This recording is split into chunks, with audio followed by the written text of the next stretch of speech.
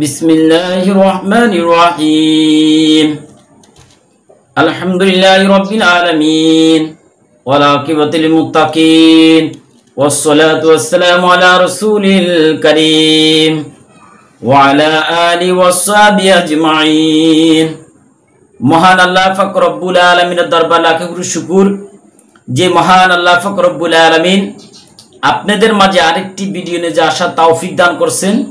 সে মহান প্রভুর দরবারে কালিমাতু শুকর আদায় করি আলহামদুলিল্লাহ। আজকে কোন বিষয়ে আলোচনা করব আপনারা শিরোনাম দেখে বুঝতে পারছেন। আজকের আলোচনা হচ্ছে রুহানি শক্তি বৃদ্ধির অব্যর্থ আমল সম্পর্কে আলোচনা করব। মুদাব্বির এবং চিকিৎসকদের জন্য সর্বপ্রথম রুহানি শক্তি হাসিল করা মেন কর্তব্য। কি আপনি যদি রুহানি শক্তি না থাকে তাহলে আপনি চিকিৎসা জগতে সফল হওয়া সম্ভব নয়। এই জন্য সর্বপ্রথম আপনার রুহানি শক্তি হাসিল করতে হবে। এই ক্ষেত্রে বিভিন্ন আকাবির থেকে আমরা যে আমলগুলো পাই সে আমলগুলো রুহানি শক্তি কিভাবে হাসিল করা যায়, হাদিসে রাসূল পাক সাল্লাল্লাহু আলাইহি ওয়াসাল্লাম যে সময় আমলের কথা বলছে ওই সংক্রান্ত আমলগুলো যদি আমরা করি তাহলে আমাদের রুহানি শক্তি হাসিল হবে এবং সকল প্রকার অন্যায় কাজ থেকে আমরা বিরত থাকতে হবে। মানুষের হক, হকুল ইবাদ, মানুষের হক, বান্দার হক, আল্লাহর হক, পাড়া প্রতিবেশীর হক, এইসব হক আদায় করতে হবে। আপনার এগুলোর দিকে সুদৃষ্টি দিতে হবে। তখনই আপনি যদিও সকল প্রকার অন্যায় কাজ থেকে বেঁচে থাকেন এবং এই আমলগুলো করেন তাহলে আপনি রুহানি শক্তি হাসিল হবে। আর আপনি যখন রোগী ট্রিটমেন্ট করবেন মহান আল্লাহ পাক রব্বুল আলামিন তার গায়বীভাবে আপনাকে সাহায্য দান করবেন। যাক, আমরা মূল আলোচনার ভিতরে যাই। এর আগে আমি মনে হয় দুইটা না তিনটা ভিডিও দিছি রুহানি শক্তি সম্পর্কে আলোচনা দিছি। ওই আমলগুলো করবেন। আজকে যে আমলটা দিতেছে এটা খুব গুরুত্বপূর্ণ মজার আমল। এই আমলটার ব্যাপারে হযরত আশরাফ আলী থানভী তার লিখিত কিতাব, অনেকের ভিতরে মতানক্য আছে। কেউ বলতেছে যে আশরাফ আলী থানভীর লেখা, কেউ বলতেছে আশরাফ আলী থানভীর লেখা না।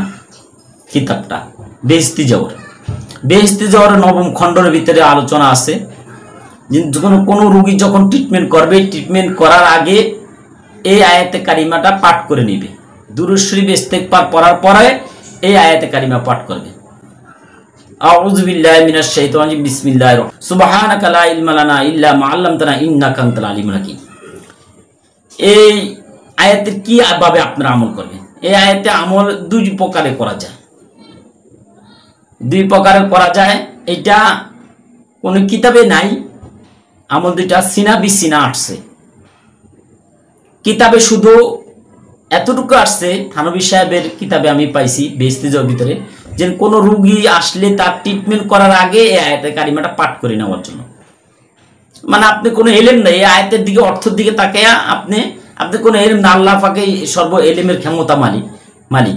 ঠিক আছে, আয়াতের অর্থের দিকে তাকাইয়া আপনি আল্লাহ আমি কিছু জানি না, তোমার পক্ষ থেকে আমাকে এলেম দান করো, এগুলো পড়বেন আর মনে মনে নিয়ত করবেন। এভাবে থানভী সাহেব উল্লেখ করছেন চিকিৎসার ক্ষেত্রে। কিন্তু চিকিৎসার ক্ষেত্রে উনি বলছেন কিন্তু এইটার একটা জাকাত আছে। প্রথম শুরুত হইছে আপনি এই আয়াতে কারিমার জাকাত আদায় করার জন্য যে কোনো নির্দিষ্ট দিন, সেটা বুধবার, বৃহস্পতিবারও হতে পারে, শুক্রবারও হতে পারে, যে কোনো দিন, অথবা সোমবার হতে পারে। এই 3 দিনে যে কোনো একদিন আপনি পাক পবিত্র হয়ে 2 রাকাত সালাত আদায় করেন হাজত পূরণের উদ্দেশ্যে। 2 রাকাত, যে আল্লাহ আমি রুহানি শক্তি তোমাকে রাজি খুশি করার জন্য, সকল প্রকার অন্যায় কাজ থেকে জাহির এবং বাতিনি আমার চক্ষু খুলে দেওয়ার জন্য, রুহানি শক্তি হাসিলের জন্য আল্লাহ 2 রাকাত নামাজ পড়তেছি, একটা আমল করতেছি, আমলটা তুমি কবুল ও মঞ্জুর করো। ঠিক আছে, এই করে রাসূল পাক সাল্লাল্লাহু আলাইহি ওয়াসাল্লামের উপরে দুরূদ ও সালাম বর্ষা দিলেন। সাহাবা একরাম, তাবিঈন, মুজতাহিদ সবাই রূহ মাগফিরাতের জন্য দোয়া করলেন। সকল উম্মতি মুহাম্মাদের জন্য দোয়া করলেন। দোয়া করার পরে আপনি এই আয়াতে কারিমা উঠতে, বসতে, চলতে, ফিরতে সব সময় আপনি 21 দিনে পারেন, 41 দিন পারেন, 1,25,000 বার আপনি পাঠ করতে হবে। সেটা আপনি 41 দিনে পর শেষ করতে পারেন অথবা 21 দিনে শেষ করতে পারেন, যে কোনো পন্থা আপনি শেষ করবেন। চলতে ফিরতে উঠতে বসতে আপনি আয়াতে কারিমাটা পড়তে থাকবেন। 1,25,000 বার পড়া হয়ে গেলে আপনি প্রতিদিন কমপক্ষে 11 বার পাঠ করবেন। ফজরের পর 11 বার, মাগরিবের পর 11 বার পাঠ করবেন। তাহলে আপনি 1,25,000 বার, যদি আপনি 1,25,000 বার পড়া হয়ে গেলে জাকাত আদায় করা, প্রত্যেক দিন যতদিন বেঁচে থাকেন আল্লাহ পাক হায়াতে তৈবা দেয়, ততদিন আপনি ফজরের পরে 11 বার, মাগরিবের উপরে 11 বার পড়বেন। তারপর কোনো রুগী যখন আসবে, রুগী আসার সময় সেখানে আপনি 3 বার পড়লেন, 5 বার পড়লেন, 7 বার পড়লেন, বেজর যে সংখ্যা যতটুকু আপনার ইচ্ছা ততদিন পড়বেন, পুরা কাজ করবেন। ইনশাল্লাহ আল্লাহর পক্ষ থেকে আপনাকে গাইবী মদদ আল্লাহ পাক আপনাকে দান করবে, গাইবী সাহায্য দান করবে। এই এক সুরত গেছে।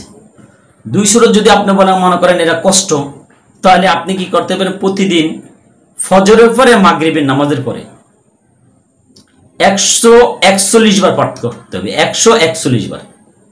জাকাত আদায় করা ছাড়া আপনি যদি পড়তে চান, তাহলে আজীবন আপনি এই আমলগুলা প্রতিদিন ফজরের পরে 141 বার, মাগরিবের পরে 141 বার পড়তে হবে।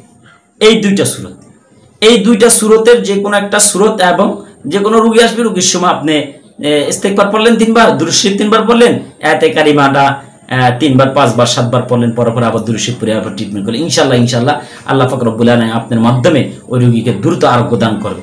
এবং আপনি যদি জাকাত আদায় করেন, তার ফায়দা হয়েছে, জাকাত আদায় করলে আল্লাহ পাক রব্বুল আলামিন আপনাকে অনেক কিছু স্বপ্নে যোগ অবগত করে দিবে, জানাই দিবে।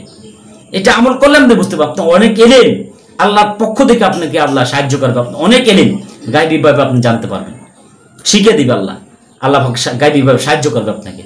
যদি তবে জাকাত আদায় করে আমলটা করে সবচেয়ে ভালো।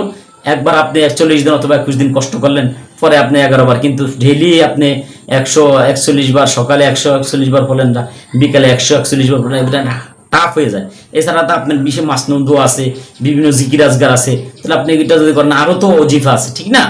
এই জন্য মেহেরবানি করে জাকাত আদায় করে করার জন্য আমি সবাইকে আবেদন করবো যে সবাই জাকাত আদায় করার জন্য চেষ্টা করবেন, আর আমার জন্য দোয়া করবেন, আমার চ্যানেলের জন্য দোয়া করবেন, এবং আল্লাহ পাক রব্বুল আলামিন আমার যে খেদমতটা করি, খেদমতটা যেন কবুল করে। ভাই, আমি অনেক প্রতারিত হয়েছি, কারণ আপনাদের কে আল্লাহকে রাজি খুশি করার জন্য এবং মানুষকে কুফর শিরক থেকে বাঁচানোর, ধোঁকাবাজি থেকে বাঁচানোর জন্য আমি অনেক কষ্ট করে, ভাই, আমি অল্প টাকার বেতনের চাকরি, অনেক টাকা খরচ করে আজকে ভিডিও করতেছি, আপনাদের দিতেছি। মেহেরবানি করে আমার জন্য দোয়া করবেন, আমাকে খেদমত করবেন।